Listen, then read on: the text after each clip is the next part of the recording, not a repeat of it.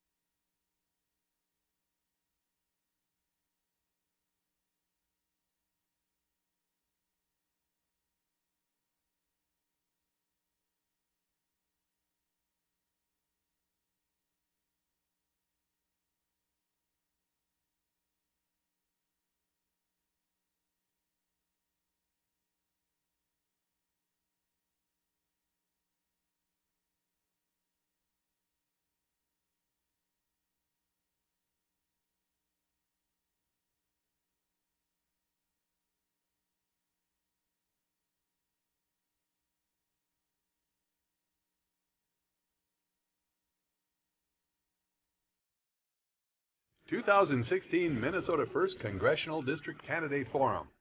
United States Representative Tim Walz and Republican candidate Jim Hagedorn engage in a 90-minute discussion at South Central College in Mankato. The final stretch of the 2016 race starts now. The 2016 1st Congressional District Candidate Forum is hosted by Greater Mankato Growth, the Free Press, and South Central College, and is brought to you by KSMQ Public Television in partnership with Bethany Lutheran College and KTV Public Access. And now, from South Central Technical College, the 2016 Minnesota 1st Congressional District Candidate Forum.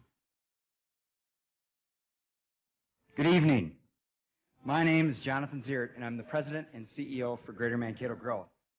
I want to thank you for attending this evening's forum between the candidates vying to represent Minnesota's 1st Congressional District in the U.S. House of Representatives. This forum is presented by Greater Mankato Growth, the Free Press, and South Central College. I also want to thank South Central College for hosting us this evening and allowing us to use this space. Additionally, I'd like to thank KSMQ Public TV for live broadcasting this evening's forum, and I'd like to thank KTV and the UpTake for providing recordings of this event as well. Before I address some housekeeping items, I want to let you know about our other upcoming candidate forums that Greater Mankato Growth is hosting this month. First, House District 19A Forum with Representative Clark Johnson and Kim Spears on October 6th. Senate District 19 Forum with Nick Frentz, Willa Daly, and Shane Worsing on October 10th. Mankato City Council Forum for all seats on October 13th. District 19B Forum with Representative Jack Considine and Adam Isaacson on October 18th. You can get more information on all of these upcoming forums by checking out Greater Mankato Growth's event calendar on our website at greatermankato.com. And one other item that voters need to be aware of, a referendum that would extend the current 0.5% local sales tax in Mankato and North Mankato will be on this year's ballot on November 8th. If you haven't already visited, please visit salestax.greatermankato.com to learn more about this proposed extension so you can cast an informed vote. Now, allow me to provide some framing remarks for this evening. First, I want to set out a few expectations for our audience to help us present an engaging and a civil dialogue this evening. We certainly have more questions than we will have time for, so we ask that you help us make the most of the time that we do have by holding your applause until the end of the forum, and that there be no shouting or no heckling. This evening's format is as follows. Each candidate will be allowed 3 minutes to make an opening and then also their closing remarks. While our moderators will hold candidates to approximately 2-minute responses, this evening we're more interested in engaging in a robust discussion and getting these candidates' thoughts on an issue. So it may take a little bit longer in some instances, and any follow-up questions or discussion will be at the discretion of our moderators. Now allow me to introduce our moderators. Joe Spear is Managing Editor of the Mankato Free Press. Joe, thank you. And Patrick Baker is the Director of Government and Institutional Affairs for Greater Mankato Growth. Patrick, thank you. I want to thank them for lending their time and their expertise in moderating this evening's forum. Finally, it's my pleasure to introduce the candidates for this evening's forum. Representative Tim Walz is the DFL candidate, and Jim Hagedorn is the Republican candidate. Now I'd like to turn this forum over to our moderators.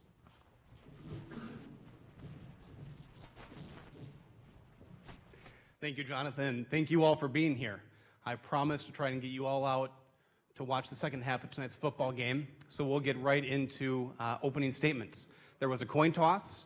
That coin toss was won by Representative Walz, and he has decided to take the last closing statement this evening, so we will open with Mr. Hagedorn. Your opening statement of 3 minutes, sir. Thank you. It's a pleasure to be here. I'm Jim Hagedorn of Blue Earth, Minnesota, a Republican candidate for Congress, and Congressman Walz, nice to see you tonight. Looking forward to a robust debate on the issues. I want to share with you just a little bit of an interesting story that happened to me on the way here from Blue Earth. I was driving up 169, and I went to one of your local merchants in town. Happened to be a former student of the congressman's from high school. And we're making the transaction, and he kind of looks at my name, and he says, Hagedorn, how should I know that name? And I said, well, actually, I'm the Republican candidate for Congress here in the 1st District. And he said, you have my vote. He says, I got to tell you, I voted for Tim Walz twice before, but I'm voting for you this time. And I said, would you mind explaining to me why? I was curious. And he said, I don't know how to explain it and put it in words except to say, I think he's become one of them. Now let me tell you why I'm running for Congress. Running for Congress because I think our country is in serious trouble. We face big problems that haven't been addressed in the last 10, 20 years. Our country's not being defended properly. Our borders are insecure, and we're bringing in far too many people from countries that hate America, and it's causing us problems. I've offered bold solutions on those measures, and I look forward to talking with you about them tonight. When it comes to our economy, our farmers are struggling. The economy nationwide is in trouble. We've had massive stimulus for the last 8 years under President Obama, and it's left us with 1% growth, and it's left us with an ag economy that's unfortunately so tight that the farmers and the agribusinesses in our rural communities are struggling. Struggling because of too many votes from the congressman, too many bad policies out of Washington.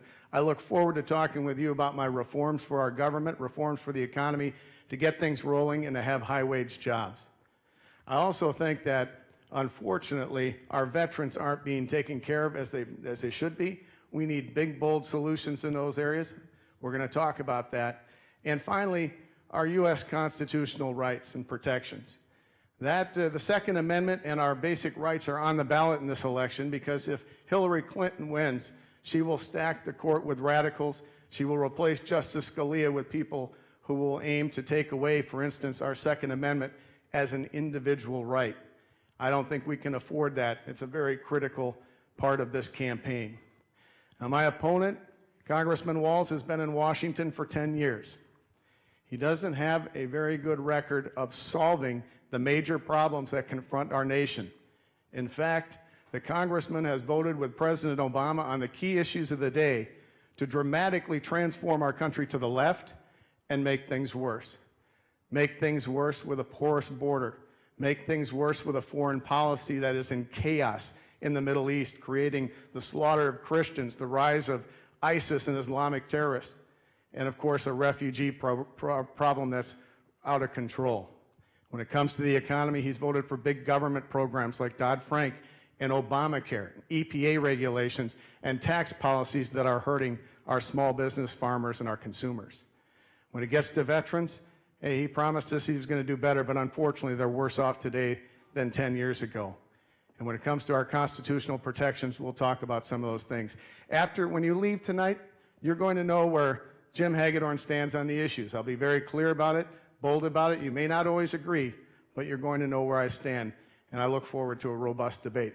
Thank you. Thank you, Mr. Hagedorn. Representative Walz. Well, thank you, and thank you, Mr. Hagedorn, for being here tonight. Thanks to South Central College for hosting. More importantly, thank you for training the workforce of the 21st century, working with bold initiatives, mechatronics, and our Green Seam initiative put forward by Greater Mankato Growth. Joe, thank you for the work that you do and for doing the important part of democracy is telling the story to folks. And to Greater Mankato Growth, as always, thank you for hosting this, but more importantly, thank you for being instrumental in those economic numbers that were released last week. It's no surprise to those of you who are here and in southern Minnesota that we know how to make things work. We know how to work together. When challenges come up, we approach them in a way that is innovative, it's bold, it's problem solving. And I say this because many of you know me. I spent my career here teaching in the schools here at Mankato West and coaching the football team. I knew that wasn't about me. That was about those students. It was about giving them the best capacity, the best ability to earn and live the life they want to live, as well as helping with the economy. I spent my entire adult life serving this nation in uniform, full-time and then in the National Guard. Retiring with a sense of responsibility that I have. I'm the highest ranking enlisted soldier in the history of the United States to ever serve in Congress. Spent my time here working in civic organizations to provide quality of life enhancements to our community. always understanding both of those things were not about me, they were about us, they were about what we could do together. And I'm proud that for many blissful years, I'm a husband to Gwen, who's here, and you know her because she works in our school district. And I'm father to Hope and Gus, who go to our schools here in Mankato. That's what this is about. This is not about two of us. This is about what the future we want to see looks like. It's about how we go about solving problems. It's how we bring the values of Southern Minnesota to try and change the narrative. You know, you're sick of this as I am, the partisan politics, the one-liners, the pointing fingers. What you want is solutions. And I can tell you this, when people look at this from the outside, you'll hear the statements being made tonight, but you need to verify these by the groups that care about this, whether it's the American Legion or the VFW, or whether it's a group, the Lugar Institute. Former Republican Senator Lugar put together a group and asked, what is wrong with our Congress? And he found out that it is too partisan.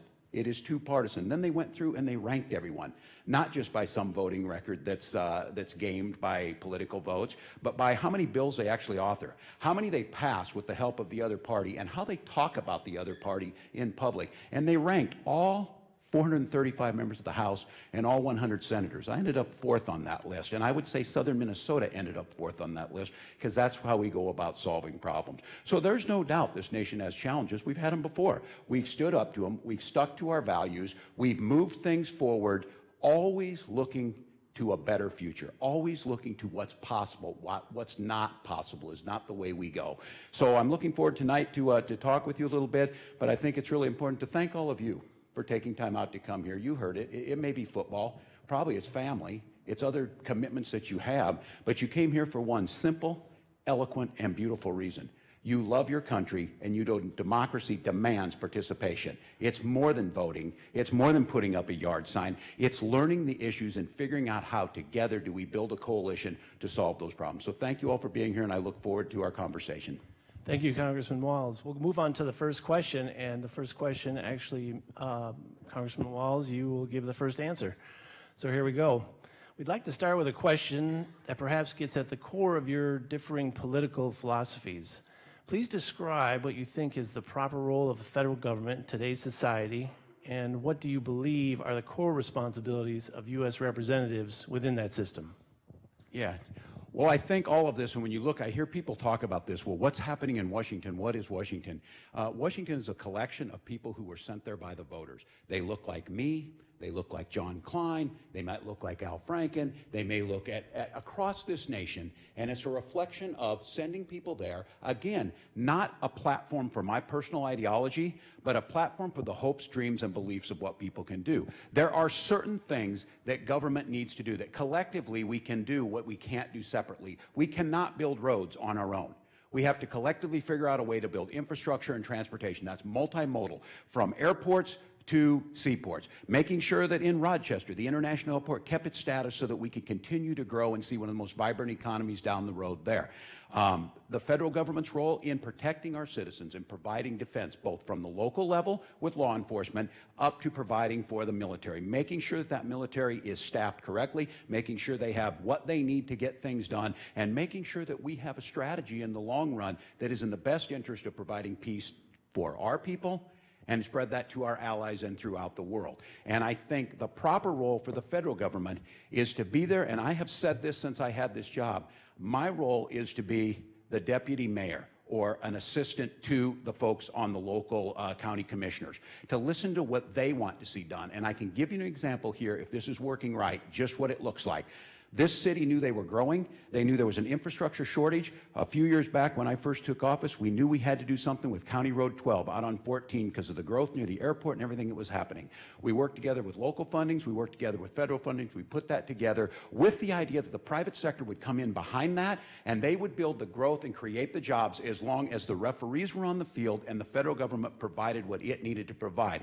Fast forward to today, we have thousands of jobs in the Walmart distribution center and the other businesses that have sprung up. We have got tax revenues that collected back and paid for that. It was smart investment. It was safe investment for people. It allowed the private sector to grow. And that's the role where the federal government can make sure those types of things that can't be done individually, cannot be done by the states or the localities, can get done. And I think that's where we're trying to strike the balance. It's been forever since the beginning of this country trying to strike that proper balance, and I think we're moving moving in that direction. The frustration lies in that you see a Congress that is all or nothing.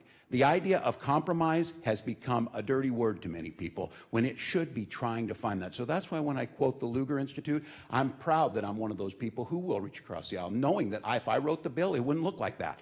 But knowing that together, we can find some common ground to get things done. Thank you, Congressman Walz. Mr. Hagedorn, same question. Federal government's responsibilities and the responsibilities of U.S. representatives. Well, I heard a lot of process in that answer, but I didn't hear too many solutions, and I didn't hear too much about his record of 10 years. I can say this, that the first responsibility of anyone who serves in Congress is to defend the United States and protect the American people. That is the first responsibility. I don't believe that's being done today. Look at what's been going on just since 2 years ago when we stood here. Things have shifted dramatically. ISIS wasn't even an issue in that campaign. Refugee problems in Minnesota weren't an issue in that campaign.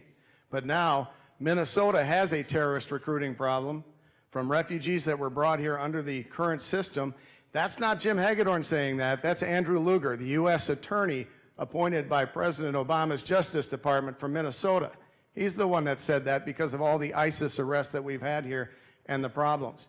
We have 1,000 open ISIS investigations going on right now across the entire country. This is an exploding problem, and it needs to be dealt with. It needs to be dealt with at the border, it needs to be dealt with in the Middle East, and it needs to be dealt with our refugee policy, and we'll talk about that tonight. So the first and foremost responsibility is to defend the country, protect the people. Secondarily, if you're going to be a member of Congress serving this predominantly rural district, we have Rochester and Mayo and the good things happening over there, and some other medium-sized cities like Mankato, but this is predominantly an agricultural-based district. You have to vote your district. We need to support our farmers and make it easier for farmers and businesses to do business. We don't need the federal government piling on new EPA regulations, piling on big government programs like Obamacare, which is a huge drain on the economy and hurting many businesses and consumers. We don't need things like Dodd-Frank, which is just Obamacare for the community banks, running them out of existence. So all of those things that I just mentioned, those were things that the congressman voted for to make it more difficult for people to be successful in southern Minnesota, to have fewer farmers in the end. Talks about bipartisanship. You know what? There wasn't anything bipartisan about Obamacare. It passed with 0 Republican votes. There wasn't anything bipartisan about the stimulus bill where they spent $1 trillion in 2009. That passed with all Democrat votes. There wasn't anything bipartisan about Dodd-Frank. That passed with all Democrat votes. So, you know, it's one thing to talk a good game about bipartisanship and how you're going to make things different and how you can reach across the aisle and all that stuff. But when you put in motion so many of the bad bills and ideas that have moved our country far to the left and have hurt our people, well, it comes off a little bit light and not so much that serious. Thank you, Mr. Hagedorn. Congressman Walz, 1 minute rebuttal if you'd like. Well, I think trying to find regulations that provide, Wells Fargo would be a great example of this. We see what happens if you don't have the ability to be able to make sure that people are playing by the rules. So the other argument on agriculture is simply false. I'm the only candidate in this race that has the support of agriculture groups. We've written 2 farm bills together, and those groups support me. So I won't apologize for reaching across the aisle to get things done. And I'll have to tell you, we're going to have a more in-depth discussion. We'll get the rebuttal on this.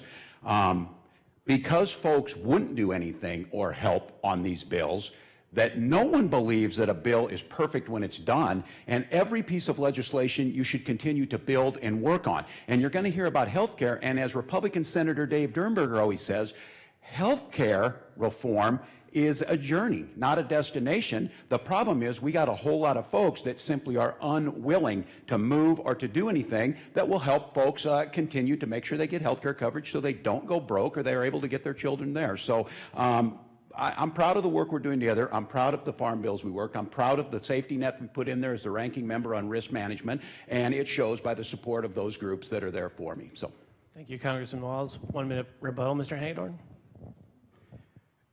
Well, again, I didn't hear much on policy. I mean, if he wants to come up here and defend his vote on Obamacare, I'm looking forward to that. But let's just take another one.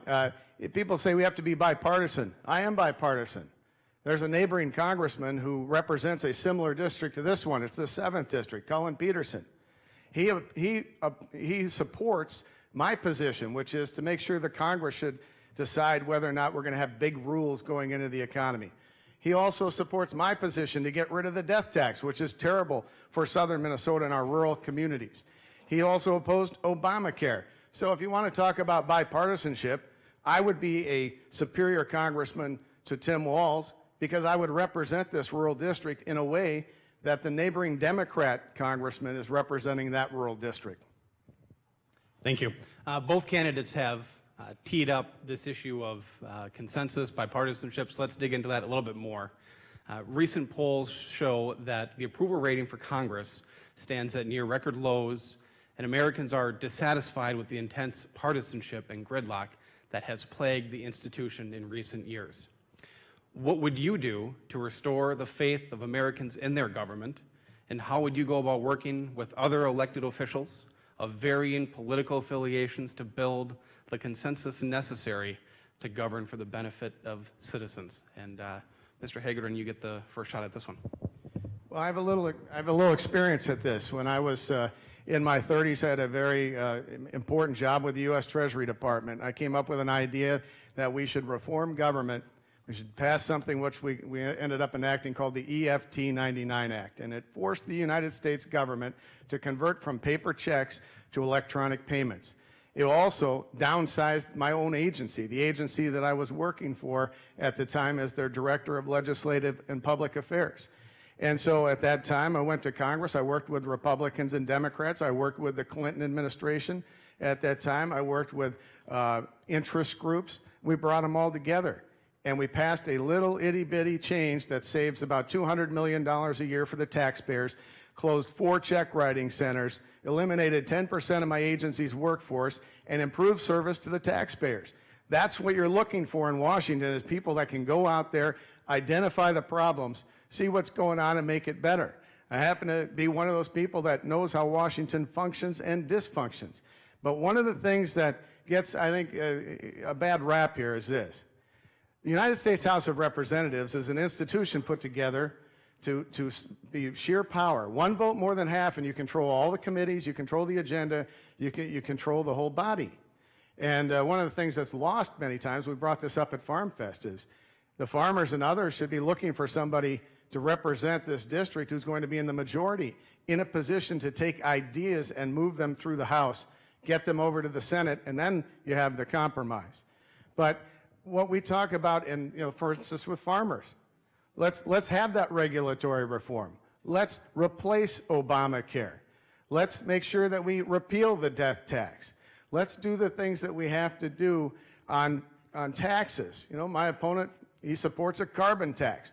What farmer in this district thinks that's a good idea? What small business person, what consumer thinks that's a good idea to have to pay more for their energy? So I'm of the belief that you go to Congress, that you support what you believe, you fight for it, you get it as far as you can, and if there's any opportunity to compromise and make things happen, sure, we're going to take that and we're going to do it. But first you have to stand for the ideas in order to try to make the country better. Thank you, Mr. Hagedorn. Representative Walz. I would first say, if anybody tells you they're going to be in power, that's a red flag for you. Because the House of Representatives fundamentally, if someone who supposedly has this much experience, the House of Representatives is a collection of folks from each of their districts. And the fundamental piece of this, as we've been saying, is reform. If your frustrations, and that number, that low number, is directly correspondent to a group of folks who simply refuse to do anything. Yes, the Republicans are in charge. I respect that. They won elections, so they're in charge of the House of Representatives. The problem is the Republicans have a process they call the Hastert rule. They won't bring anything up to the floor unless it can get 218 Republican votes. The problem they have is that they have about 50 folks on their right edge, and I do not doubt that Mr. Hagedorn believes when he sees and he tells you about me. When you're on the far right edge, the middle where I'm at does look like the left edge. But what they do is they do not allow those votes to come forward. So what ends up happening, every piece of significant legislation that has to get done, like last week's budget, we were almost on the verge of another government shutdown. We needed to fund the Zika funding that we've been setting on. We needed to fund Flint water, and we had the 50 folks on the far right edge who are in power that they think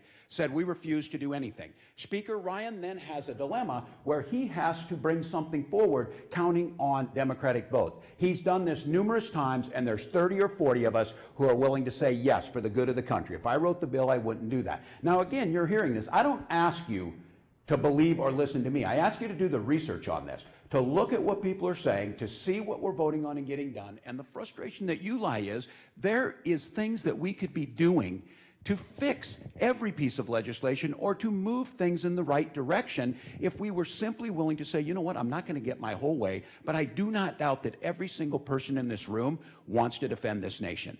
I do not doubt that every single person in this room wants to make sure there's regulations to keep our food safe, to keep our money safe and banking situation so we don't have another 2008. There's just difference of ways to approach that. You're not going to get your way in divided government, but we should be able to find those common grounds. And I am proud of the reputation that I've earned. I'm proud of the support that I've had. I'm proud that when the Republican chairman of the Veterans Affairs Committee stands on the House floor and says, no one knows the issue and is doing more to reform and help our veterans than Tim Walz. And I can tell you this, I would say the same thing about him. He is being humble. That is an issue that draws us together. An issue that draws us together, national security. An issue that draws us together, our food production. Don't buy into the idea that things are broken and can't be fixed. It's our responsibility to fix it, and it starts with the willingness to be bipartisan, to find the common ground with your neighbor and understand they love this country just as much as you do. They just see it a little differently. Thank you. Mr. Hagedorn, 1 minute. Well, I don't doubt that everyone agrees and all those things, but what you heard again was 2 minutes of process. You didn't hear any solutions. You heard a lot about, well, this guy out in Washington thinks I'm great, and this interest group in Washington thinks I'm great. Isn't that the problem? The people in Washington, the interest groups, the politicians, the bureaucrats, they all think they're all great, but somehow the country isn't so great anymore, unfortunately. We have serious problems. You want to talk about, yeah, does everyone want to defend the country? I hope so. Does everyone want to step up and admit that we have an Islamic terrorist problem in our country right now, in Minnesota? Not so much. I haven't heard that out of the congressman.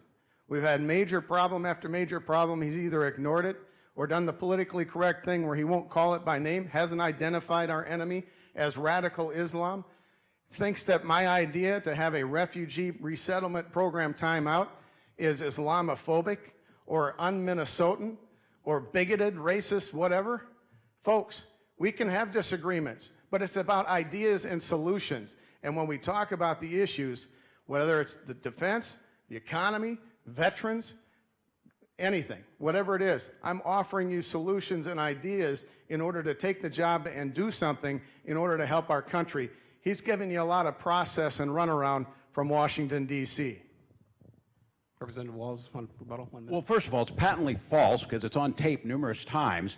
Radical Islamic fundamentalism and terrorism is a problem. This is the type of stuff you get, and the finger pointing. So now that you've called it that, you are no closer to solving it, and no idea of all of the processes that go involved with that, not just military. It's one thing to try and get people by fear and to cheerlead to send other people's children to war. It's another to try and find the root causes, to try and make sure that we're getting at the heart of what is causing the radicalization, to make sure that we're doing and building with our allies the networks necessary to make sure we don't have the failed states, and then working to make sure bipartisanly to make sure that we have the military and the military force necessary to get that done. And if the special interest groups are our local farmers or our local veterans are the folks that understand this, then yes, I am guilty of being with those special interests and the local folks who get this. But the problem you hear once again is trying to find the talking point and trying to divide us on the issue. No one disagrees that that's a problem. But when you make the case and continue to put on, when I'm last week at my son's 4th grade open house, he has American citizens, 4th graders in there who are Muslim. Those little girls aren't the terrorists behind this, and we have to strike the balance of how we make sure we secure this nation, we go after the radical terrorists that are there, and we hold true to our values. Finding those solutions means working with people and respecting their position. It means having a lifetime of experience in national security issues, both in the military and in the private sector, understanding that the problems that America faces are far broader than just one thing, and we can multitask, and how we continue to build the deep resources of our allies, making sure that we have the coordination amongst agencies, things that I have been working on, and then have the ability to make sure we're delivering it according to our values. So I am optimistic on these things because we have solved these things before. This nation has faced threats, but someone deciding they're going to misrepresent a position or try and think that they have a name that's going to fix it with no real working knowledge of how to fix this other than trying to find a way to divide us. This country's better than that. This country can find solutions. We've done it before and we'll do it in the future. Thank you, Congressman Walz. I'd like to address that. Go ahead, Mr. Hagedorn. You know, it isn't all this dividing this and dividing that. You may have experience here and there, but your ideas haven't worked. You supported President Obama's bringing in about 800,000 people from around the world, mostly from countries that hate America. And we've ended up in Minnesota with a terrorist recruiting problem, which you have never acknowledged. I can't find any reference where you said, you know, we have a terrorist recruiting problem. We have to do something about that.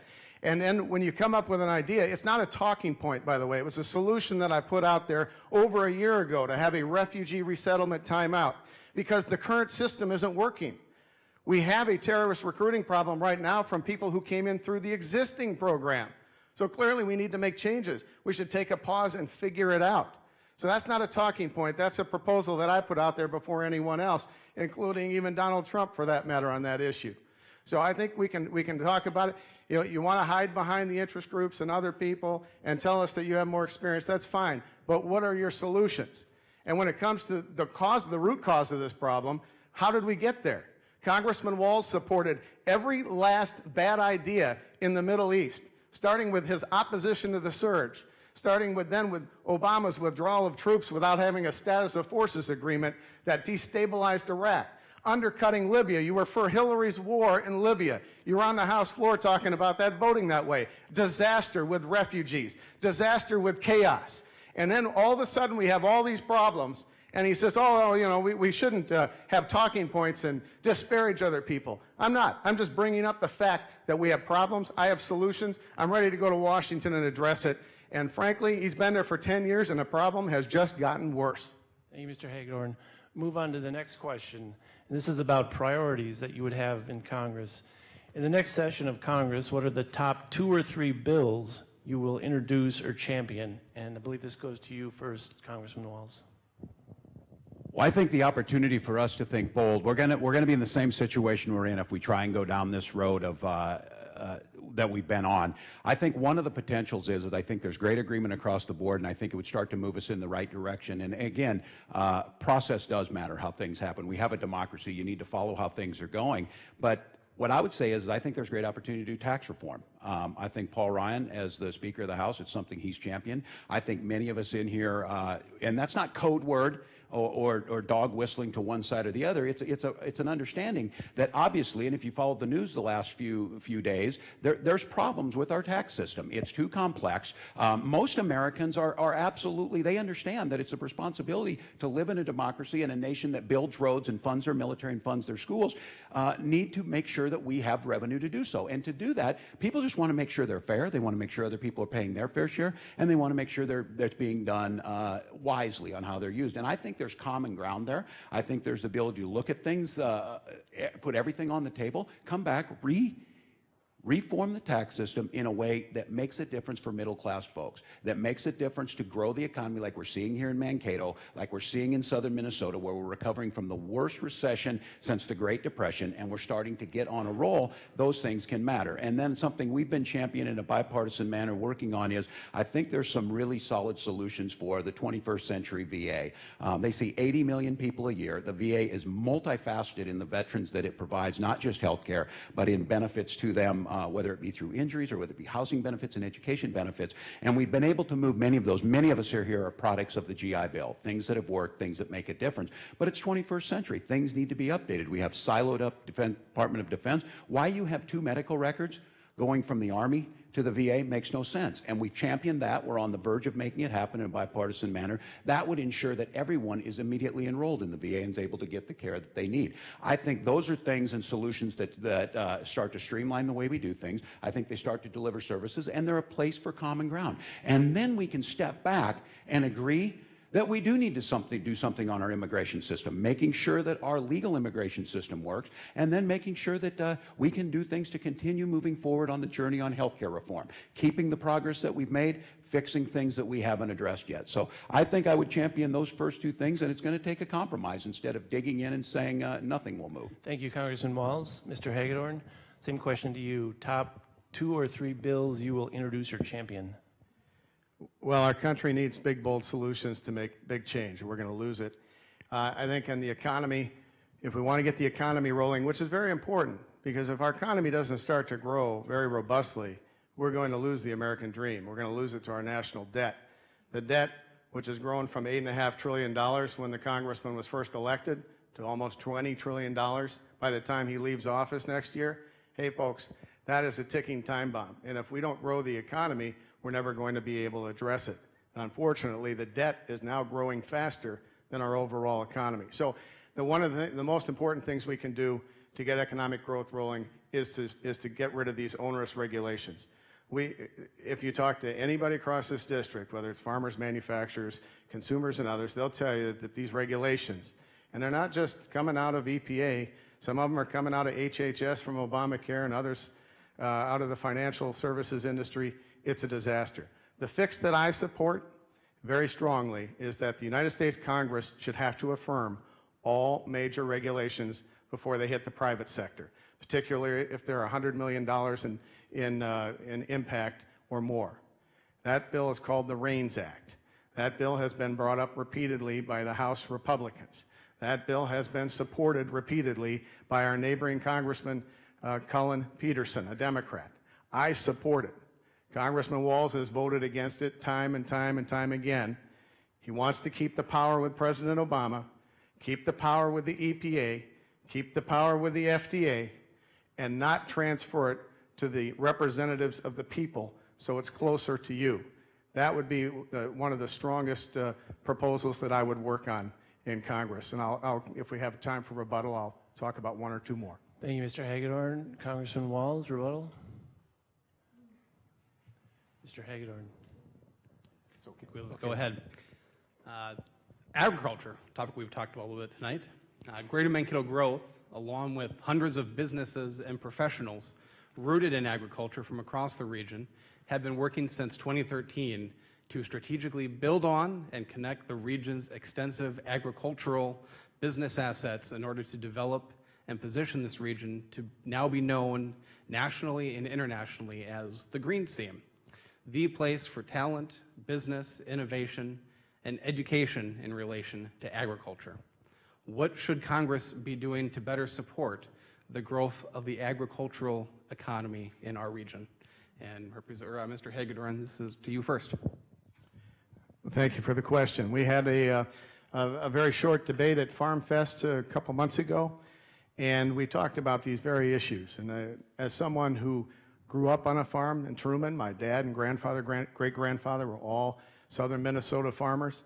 I have a deep appreciation, I feel a good understanding for agriculture in our way of life. I live in Blue Earth. It's a rural community where I was born, grew up in Truman, a rural community, so I understand how important agriculture is for our smaller towns and communities.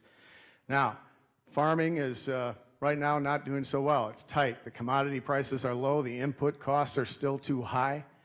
And we have a lot of burdens being heaped on farmers and agribusiness that's putting a strain on the system, a strain on our producers. And we get it. It's agriculture. It's up, it's down, and it's high risk, sometimes not high reward, high capital. But what we don't get, frankly, is why someone who represents this very rural district would go out to Washington, D.C. and vote to impose massive regulation on farmers and agribusiness. Why would he vote for things like a carbon tax and President Obama's oil tax, which is going to drive up the cost of energy, which is very important and very important part of a farmer's work? Why would our congressman vote for something like Obamacare, which is one of the big line items in every agribusiness now as far as the cost? They're paying $20,000, $25,000, many of the farmers, and it's a big problem. Why would our congressman vote to sustain the death tax? The death tax is one of the worst things that can happen in rural southern Minnesota. You have farm families, small businesses. In order to pay the IRS tax collector, sometimes they have to sell out. When they sell out, chances are they're going to be selling out to bigger operators. Bigger operators in agriculture are not bad people, don't get me wrong. But we would like to have as many people holding the land and working the land as possible to keep sustaining our small communities, our rural communities, which is very important to Mankato, Rochester, all of southern Minnesota. So on the other side are my solutions. Again, regulatory reform. Get rid of that death tax. Let's make sure we have U.S. energy independence, so our price of energy, electricity, other products are very low, as low as possible. And let's make sure that we replace Obamacare with free market reforms that are going to put downward pressure again on the cost of insurance premiums and deductibles. If we do those things, we will help our farmers. As far as the overall farm program, the congressman and I agree on the overall farm bill and the programs. I think that the current one is very tough on livestock, especially dairy. There need to be some changes made, but you're going to get somebody that will be in the majority, in the Republican majority, and be in a position to deliver for you on these key programs. Thank you.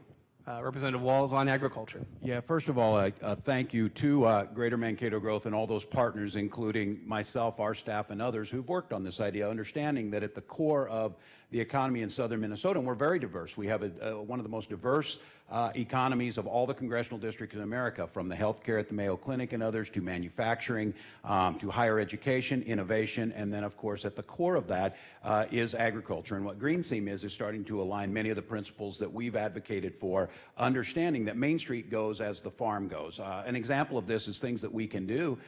We were a couple weeks ago out in Tremont, the small community down where Mr. Hagedorn grew up on his farm. And that community, because of economics, was losing its grocery store, was losing its core, which meant that a lot of its senior citizens would not be able to stay in their homes and be able to stay there.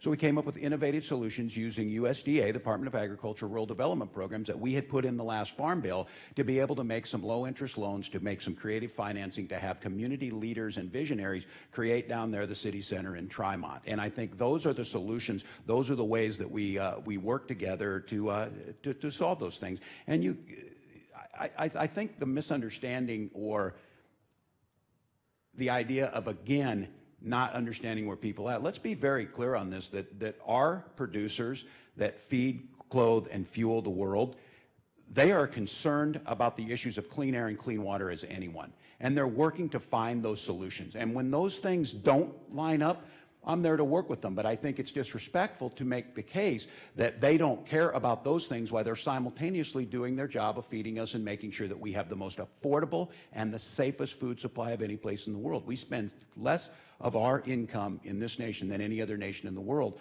on food. That's because we have a healthy, robust, integrated agriculture system. We have a farm bill that has the safety nets in there on risk management and making sure that when you see a downturn on commodity prices, we're there to make sure that all of us are in this together. But asking folks,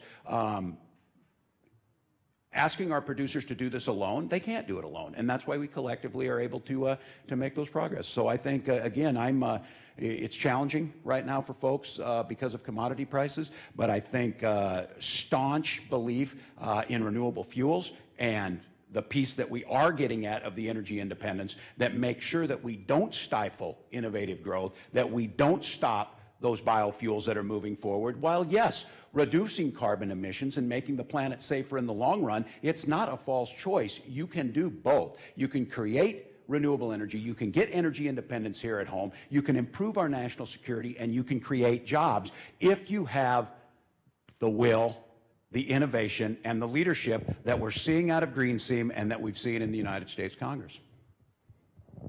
Thank you. Well, I think it's wonderful that the Department of Agriculture wanted to put a loan out there so the city of Tremont could have a grocery store and some other, I see somebody from the city of Tremont here tonight. That's a wonderful thing.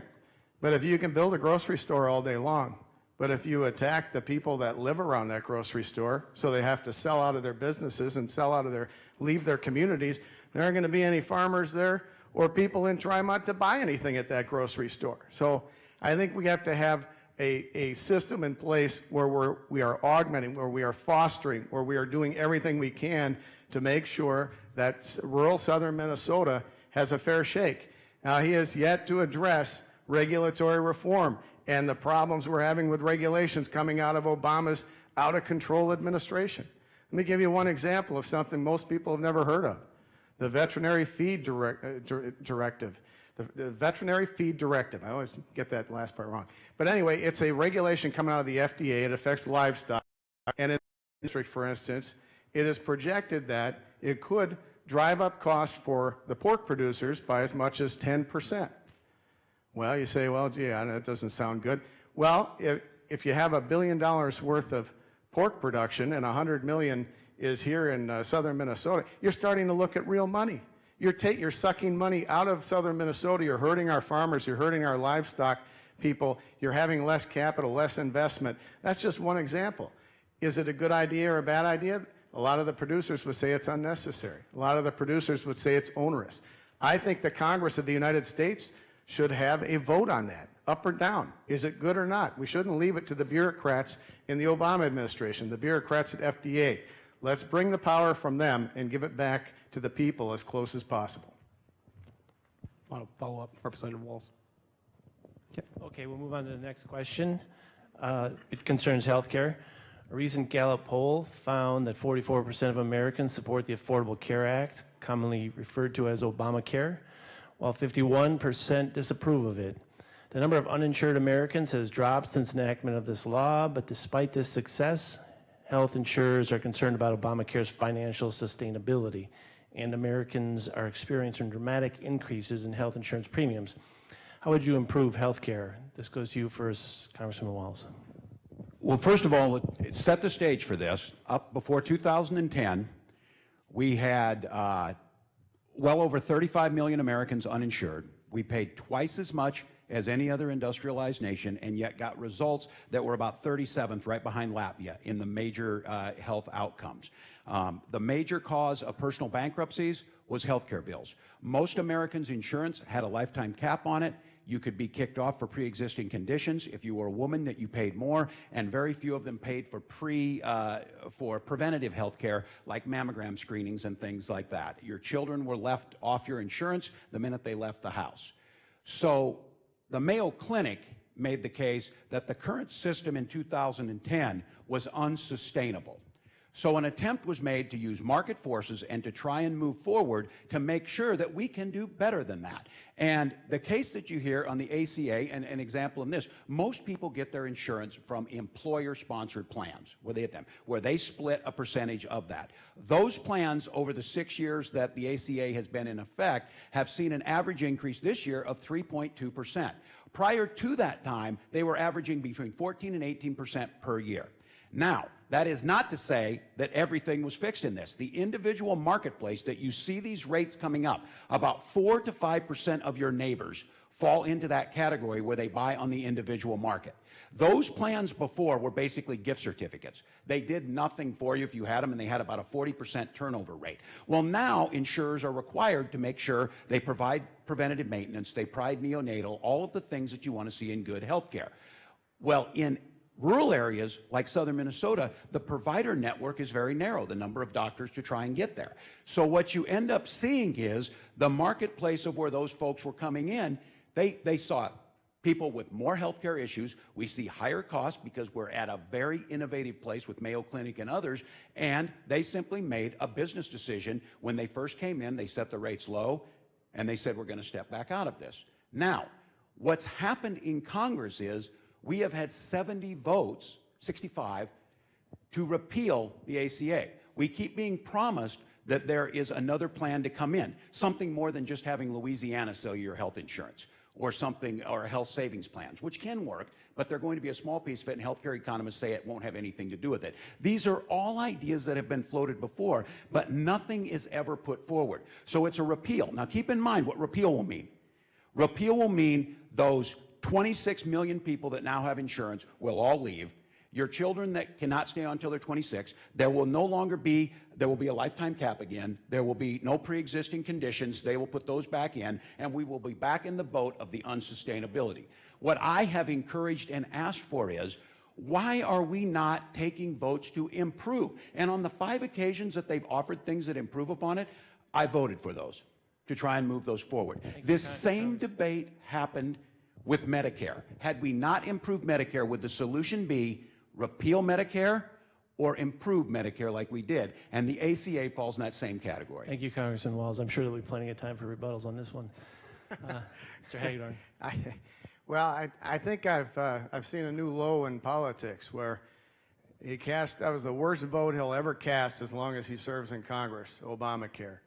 And he literally blamed the Mayo Clinic for his vote rather than step up and take ownership himself. I don't think the Mayo Clinic, when they said it was not sustainable, I don't think they intended to have 25 to 50,000 pages of regulations to rain down on doctors and hospitals and insurance companies. Somehow, I don't think that was the fix they were looking for in 2009 and 2010. I don't think they were looking to move millions of people from private insurance to government-subsidized insurance, which reimburses doctors and hospitals at 30 or 35 cents on the dollar.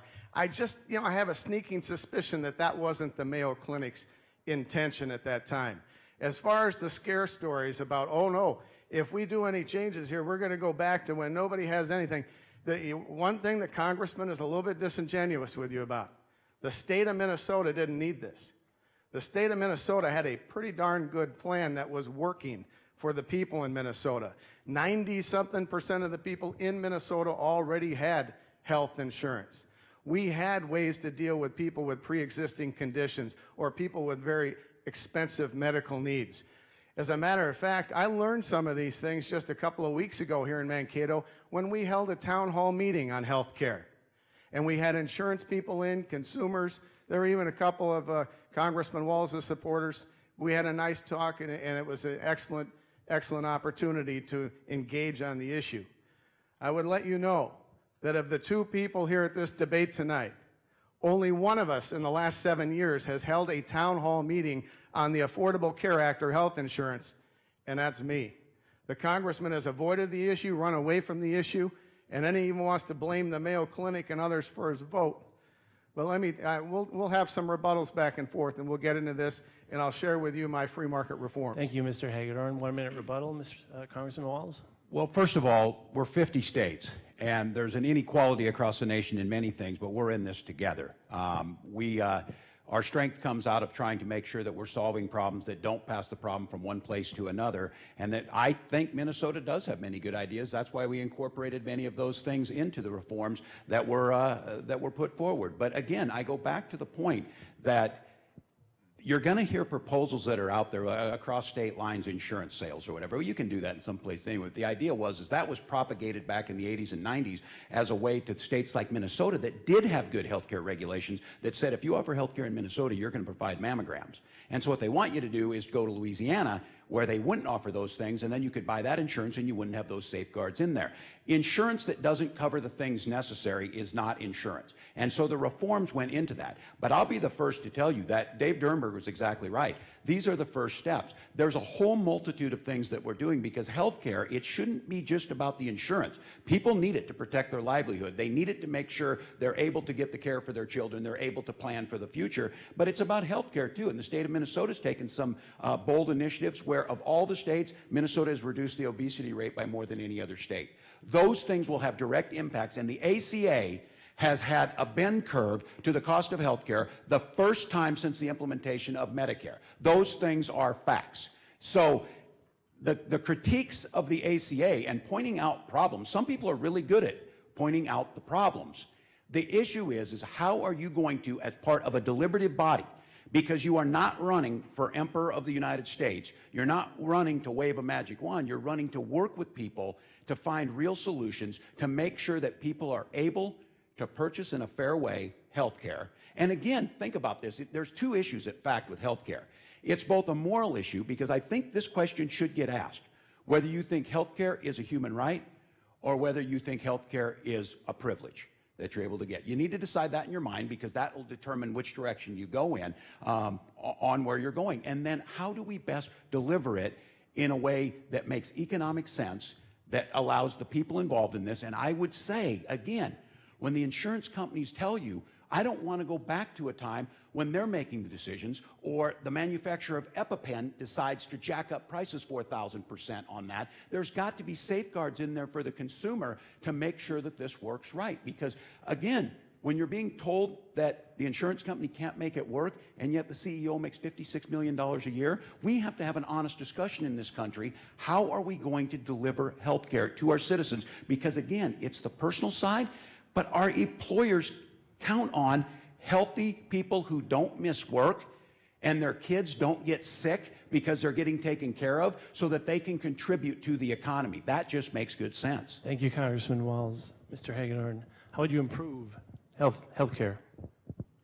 Well, I just heard a lot of stuff. I didn't hear any solutions. I said he had some ideas, but Obamacare has been in play now for over 3 years, and I haven't seen anything come out of him. You know, Congressman just admitted that he took a vote for the good of the Democrat Party. He voted for the bill to find out what was in the bill, like Nancy Pelosi was commanding people. And it wasn't good for his constituents, but he thought it was good for the country. I don't know. If you're a representative of southern Minnesota, I think you have to represent the people.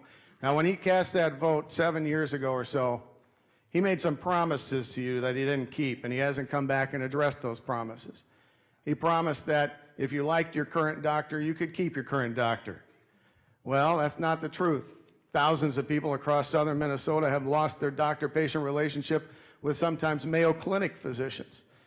Darian over in La Center, an insurance agent, he has his own problem with insurance. He said this time this choice is going to be between either being in the Mayo plan to have access to that clinic or with his local doctor and hospitals. He doesn't know what he's going to do. Doesn't sound like he really can keep his doctor if he wants to keep his doctor.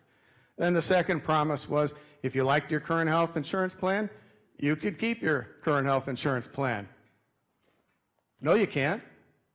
Here's a letter from Blue Cross Blue Shield to Mark Fitzsimmons, a local farmer. Canceled. Blue Cross Blue Shield canceled. He's got to go find a new plan, along with 104,000 other Minnesota families. That's on top of thousands upon thousands of families who have been canceled 2 or 3 years in a row.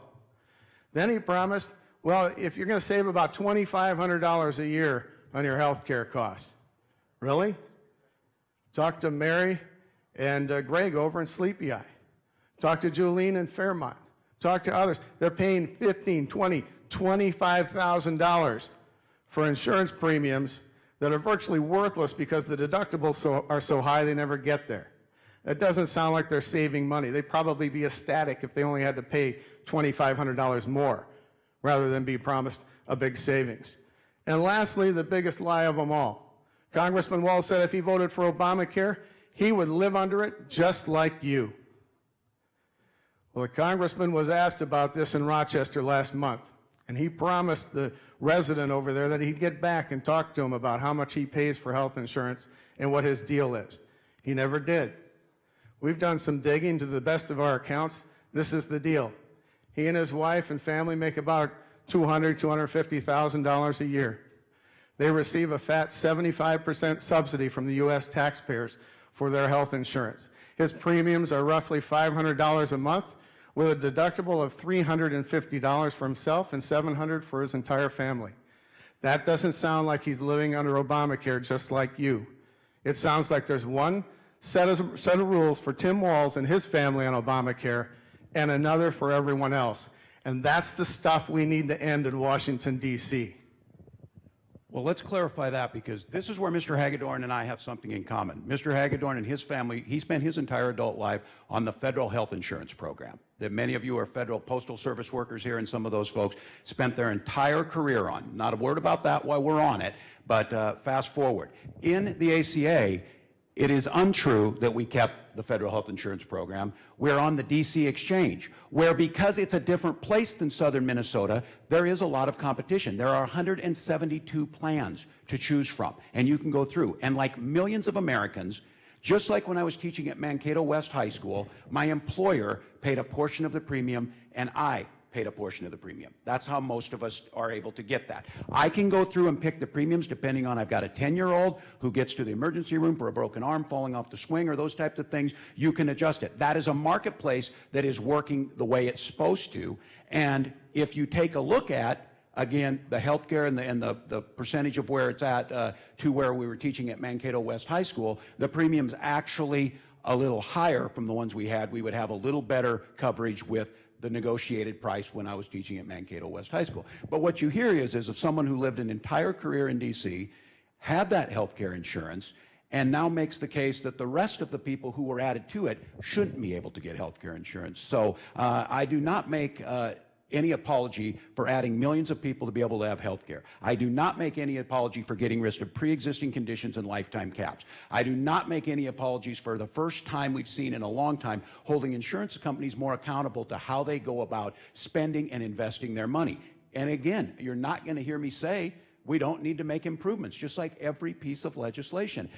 There's a favorite quote that I had. There was a quote by a prominent Republican during healthcare reform that said, if you allow this bill to pass, you can say goodbye to America and you can wake up to socialism and you won't recognize the country. That was then Governor of California, Ronald Reagan, talking about Medicare. Fast forward to then President Reagan, working with Medicare, working with Tip O'Neill and the Democrats to improve upon Medicare, to make it the program that it is that so many seniors count on, and to move it forward. It did not do those things. You sat here 2 years ago and heard the economy was going to collapse, jobs would go under, and we'd be at 10% unemployment for this. That did not happen, but it doesn't mean there aren't improvements, and it doesn't mean that there aren't families out there that are in this individual market that are in an untenable situation. Many of these things can be done back to the states, and the state of Minnesota has tried it, but the same thing. The gridlock, the attempt at a special session, and nothing. Because the first part of ACA was to set the fundamentals. Phase 2 was to turn it back in many cases to the states and to those free market principles to see if they could get there. We're going to find, like many things, some of them are not going to work, then we should go back at it. But this idea, thank goodness, we didn't make the decision to scrap Medicare when we had its first problems. Thank goodness we continued to move forward on this, and the ACA falls in that same boat. Okay, we're going to move on here. It's obviously, it's an issue we could talk about all night. Let's move on. We got 4, 5, 6 more questions here that we need to get to. And I got a table full of audience questions. So let's talk about workforce a little bit. Businesses across our region and the state report that they are having difficulty finding enough qualified individuals to fill open positions in their companies. Greater Mankato Growth estimates that our region will be short nearly 3,000 workers over the next 5 years as retirements accelerate while our economy continues to grow. What would you do in Congress to address this shortage of workers in Minnesota and the country? And related to that, I have 2 questions from the audience that relate to higher education. One is related to high student debt and how it is impacting their transition from college into working life. And then the other question is, should college be free to some extent for certain income levels? So if you could address kind of workforce and then higher ed, that would be fantastic. And Mr. Hagedorn, you are first up. Well, in getting around the district, we talked to a lot of, especially small business people who are having a heck of a time, the farmers and others, finding good quality workers out there, people who will hang in there once they start, and it is a problem. And one of the things that I've always been working on back when I worked for Congressman Stanglin in the 80s, work for welfare. That's very important. We've gotten away from that. They've eliminated most of that in a stimulus bill in 2008, and we have a situation where there are people who would like to work, but frankly it costs them too much to go back to work, or they're afraid to get back in the workforce in such a way because they don't think it's right. If people are out there and able-bodied, they should work for their welfare the same way the taxpayers work to make it possible. I think that would help. We also should have a verifiable work program to bring people in from foreign countries so people can fill needed jobs.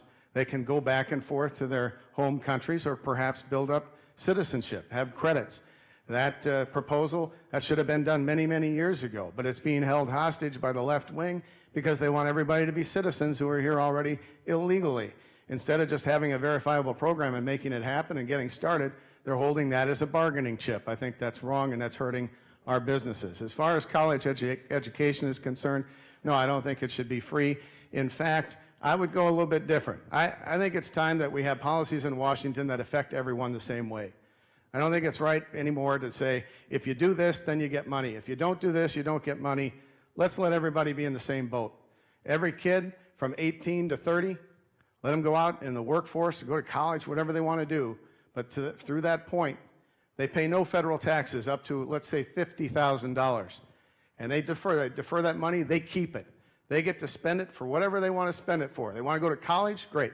They want to start a business? Great. They want to, whatever. It's theirs. They can save it. That puts the incentive to the people to go out and work, get in the workforce, be motivated that way. It leaves the choice with them. And as far as other things that have to do with higher education, we should allow parents and others to use pre-tax dollars. That would make a lot of sense. Now, let me tell you something about where we were with him on Obamacare. No solutions, folks. No solutions. He's been in office 10 years. It's been 7 since he voted for it, 3 or so since it's been in action. Where's his bill? Where's his bill to fix it? Where's his bill to make the changes? We should have competition across state lines to put the downward pressure. We should have health savings accounts expanded because that creates situations where people shop, they hold their own money, they're rewarded for healthy living. We should have pools for people with pre-existing conditions. We should have tort reform. We should have direct tax credits to people so they can have portable benefits. And we can do all this without a top-down Washington approach, which is dramatically hurting the people. Thank you, Representative Walz. Yeah, this issue on workforce is the issue when you go into businesses of trying to make sure that we have the well-qualified workforce. We're sitting right in an epicenter of a collaboration and an institution that's addressing this issue right on, making sure that our students have the technical skills to address whether it's using 3D printing, whether it's a mechatronic program here, understanding that manufacturing in the 21st century requires computer skills, it requires all those things necessary. But this issue is a broader issue in southern Minnesota. I've heard this saying once, and I think this is true.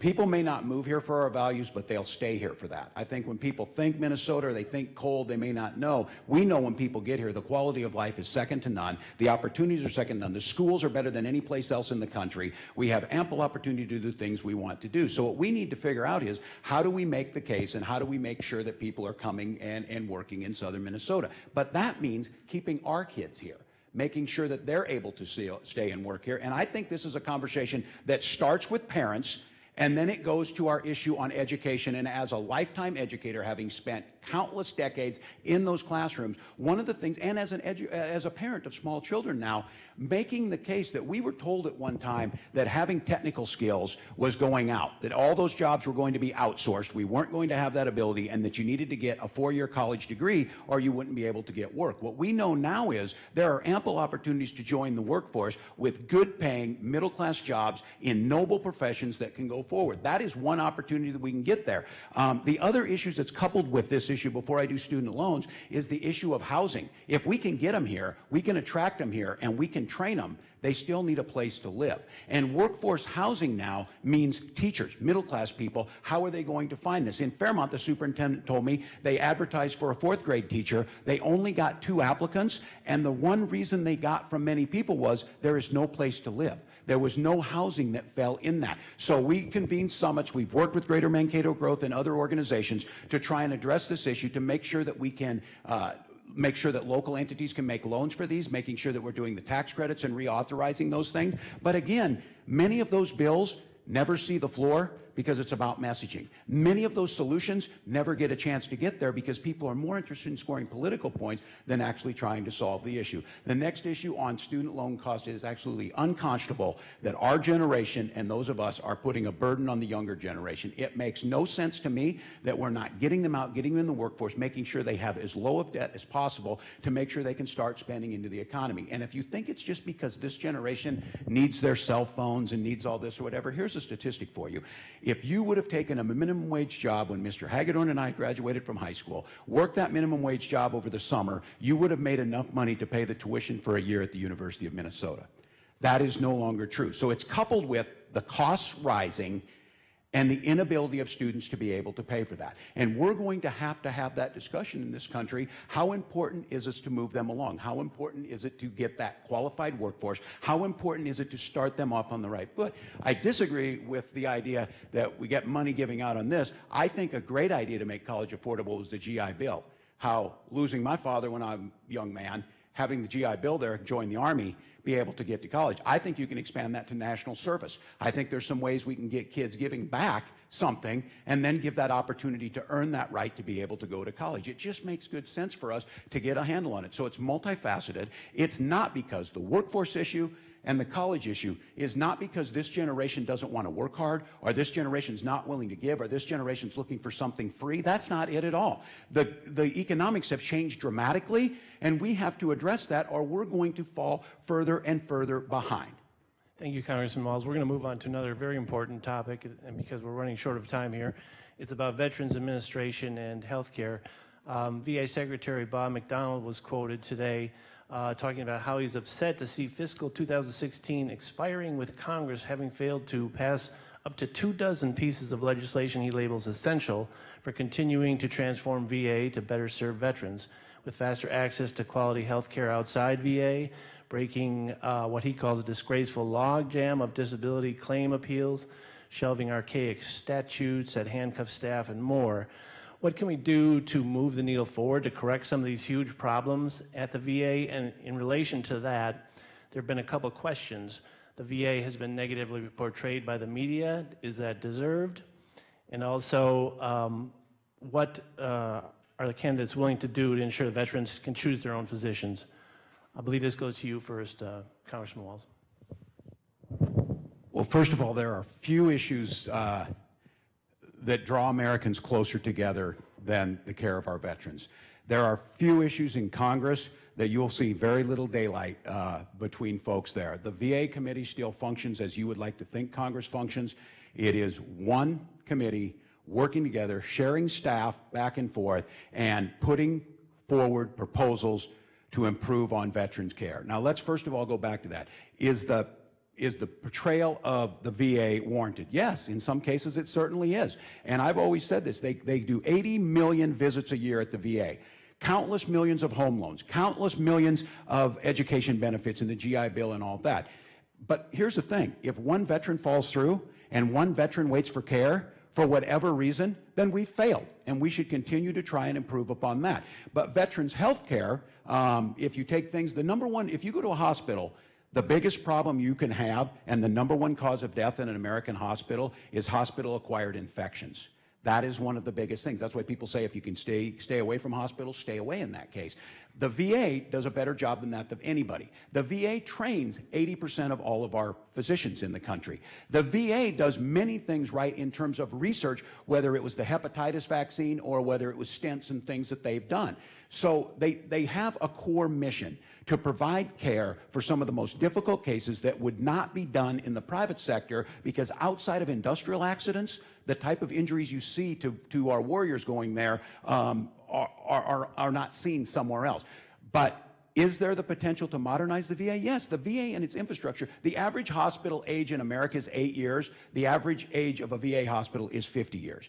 I don't think it makes sense to chase the brick and mortar side of this, and we've always had fee for service. We can create a new VA that streamlines the process by having one medical record between the DOD and the VA. You're already in the system, making sure that if it makes sense, and bills that I have championed, put through, whether it's dealing with mental health care issues, whether it's dealing with modernizing the GI Bill, or whether it's making sure that the care and accountability is there, we can do that.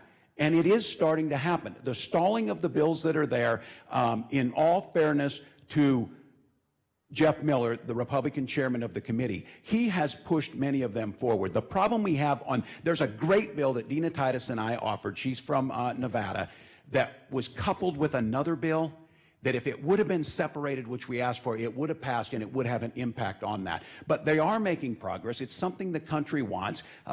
There have been problems throughout the VA, mainly because, and I think this is one of the things, Americans want to get this right, but only 10% of Americans are veterans.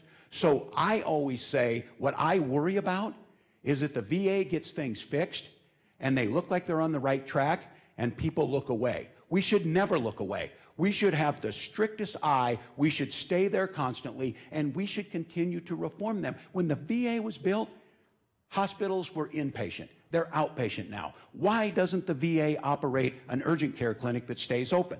Those are the types of things we're proposing. So this is one we've got no choice but to get it right.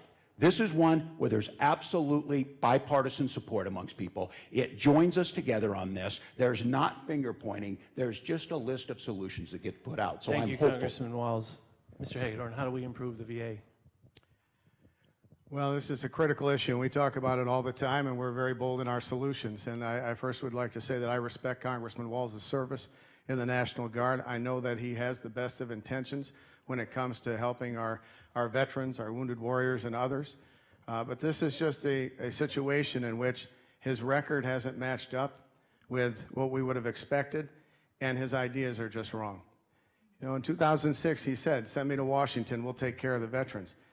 Folks, the veterans are worse off today than when he went to Washington. That's a fact.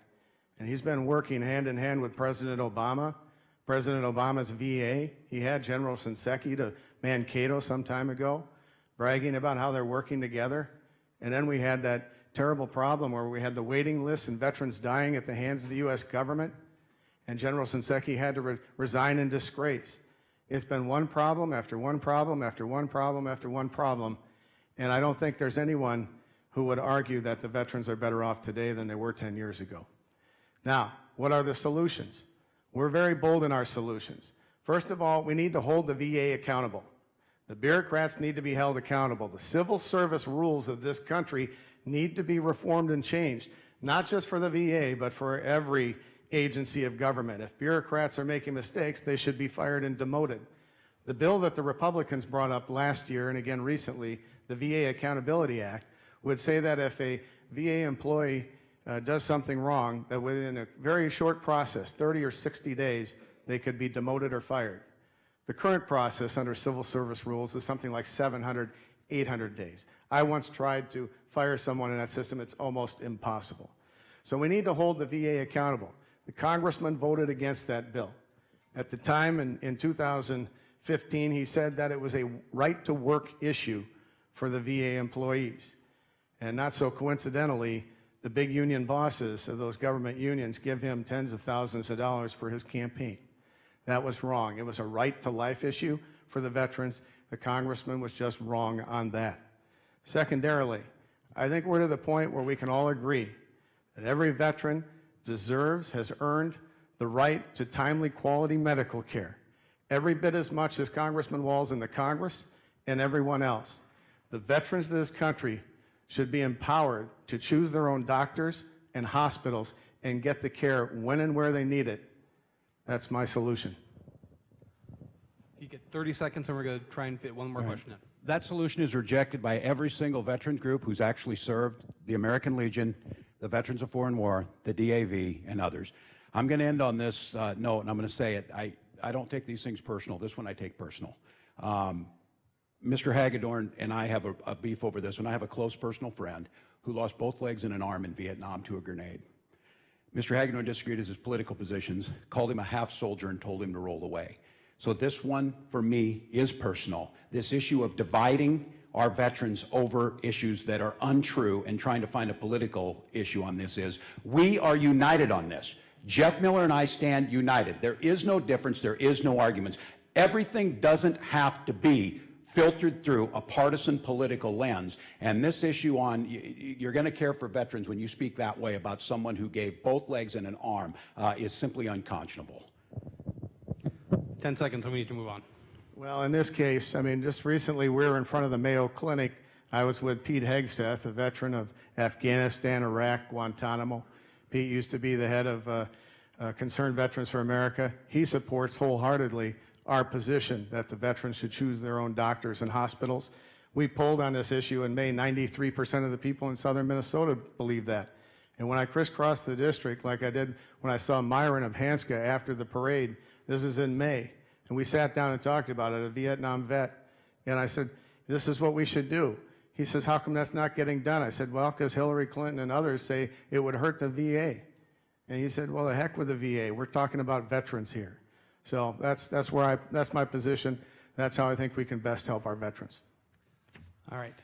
So our signal people are telling me we need to move on to closing statements, so we're going to do that. Mr. Hagedorn, you are first up for a closing statement, followed by Representative Walz. Well, thank you. Thanks to the moderators, thanks to the school, everyone thank you for being here tonight. Congressman, nice spirited debate. Good to see you. And I think we've talked a lot about the major issues confronting our nation. And I think that I've tried to lay out bold solutions that I would take to Washington in order to make our country better, in order to help improve our lives. Now, there have been a lot of disagreements here tonight, mostly about process, not really about my solutions. Only one of us, by the way, talking about his record. But here's where we are. Congressman Tim Walz has been in office for 10 years. He hasn't a great record when it comes to solving any of our nation's major problems. In fact, the policies that he supported with President Obama have moved the country far to the left and made things worse. I don't believe that there's any better example than the Affordable Care Act vote that he took and the promises that he made to the people, that he would live under it just like you. You know, I didn't vote for Obamacare. I didn't make promises to live under it just like you. And frankly, I want you to have the same deal that Congress has. So there's a solution that would make some sense. But he's not living under it just like you. He's kind of acting like one of those inside the Beltway politicians. Then you're going to save money. Clearly that's not happening. Just the other day, MNsure came out with their rates, 50, 60% increase, and that's after last year's 40 to 50% increase. And then it was, you get to keep your own doctor if you like your current doctor, and if you like your current health care plan, you get to keep your current health care plan. It all sounds very ominous and negative, but I do have some good news leaving you tonight. If you don't like your current congressman, you don't have to keep your current congressman. You can vote for Jim Hagedorn in a new direction for our country. Now, what is that new direction? It's a new direction in which we are going to defend this country, secure America's borders, and protect our nation from Islamic extremism. We need a refugee program timeout. You know, my opponent at one point said that he was open to closing Guantanamo Bay and relocating the Islamic terrorists to Rochester's Federal Medical Center. The most ridiculous statement I think any member of Congress has made in the last 10 years, inviting the terrorists like Khalid Sheikh Mohammed, the mastermind of 9/11, into the district. Folks, we don't need to be giving Islamic terrorists Miranda rights. We need to give them the last rights and defend our country. When it comes to the economy, we need to get the government out of it. We used to walk beans when I was growing up to make sure that the weeds get pulled, that the plant would have the proper nutrients, water, sunlight. We need to walk the bean fields of the federal government and pull out these excessive weeds, regulations that are stifling, big government programs like Obamacare and Dodd-Frank, all sorts of tax policy that doesn't make sense, and then we need U.S. energy independence to put downward pressure and help us create high-wage jobs. Lastly, I do believe that our veterans deserve the right to choose their own doctors and hospitals, and when it comes to our God-given rights, Jim Hagedorn will be with you there 100%. Defend the Second Amendment, protect the right to life, protect our God-given right to worship freely. Folks, please vote for me. I ask for your vote. Let's take back this district. Let's restore America's greatness. Thank you very much. Thank you, Mr. Hagedorn. Congressman Walz, your closing statement. Well, thank you again to South Central. Joe, thank you, and thanks to Greater Mankato Growth, and thank all of you for coming out tonight.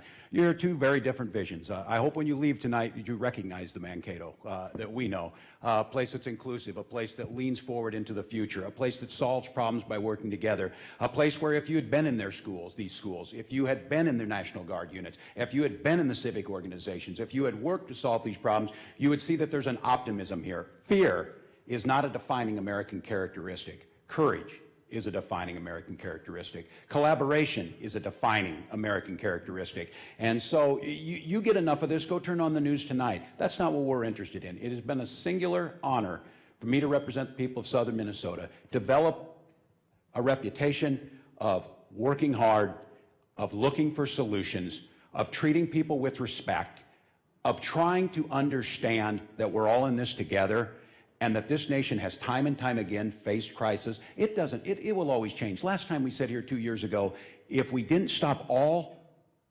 trade and all planes coming in here, and if we didn't take away Americans' constitutional rights and detain them against their will, you were all going to die of Ebola. Remember that one?